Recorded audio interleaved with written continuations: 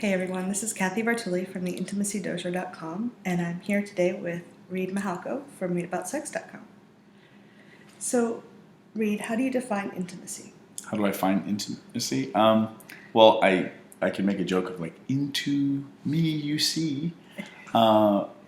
Mostly the way that I would define intimacy is the experience that happens, the connection that can happen between two people or more. When people feel safe enough, when they feel safe enough to let themselves feel uncomfortable. And they're being vulnerable and transparent. I think that kind of connection and the trust that gets built out of that kind of transparency and vulnerability, even if it's just, a quick, really powerful conversation that you have with somebody on a bus or something. You have those days where people just open up to a stranger.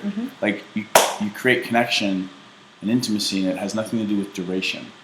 But that moment of being connected and the seeing each other that's happening and the vulnerability that's being role modeled, for me, that's what intimacy is. It's seeing the actual person and being yourself, not being the shell. For a long time growing up, I had been whether they meant to teach me that or not, I got the message that I had to be something, be a certain way to be acceptable.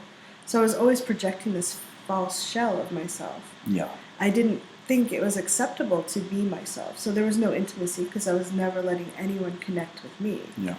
So being vulnerable is really frightening, especially if you haven't done it before. Yeah, and when you're not being vulnerable and letting people see you, they actually can't witness you. And the other piece about intimacy, which is really useful, is this kind of feeling of people getting you or being there for you.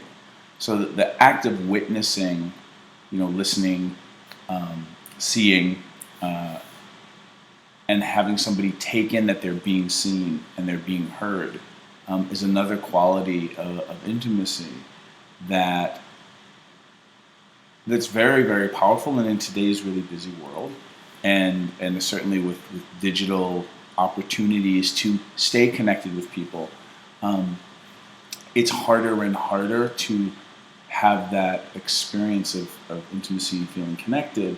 And so the importance of it is, I think, more important now than ever because people are experiencing it less and less on a regular basis. It's incredibly nourishing when you're truly with someone and you're letting yourself out of your shell, so to speak.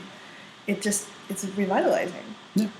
And it's, again, like, harking back to Cuddle Party. So cuddleparty.com is a workshop that I helped found back in 2004. The thing I like to say is part of what Cuddle Party is a workshop where you learn how to create safe space for yourself so that then you can invite other people into that safe space. And when you have that self-awareness and the communication skills to start asking for what you want, having boundaries, being able to say no powerfully, change your mind, those things, when you have those skill sets, you can start creating that safe space for yourself in social situations.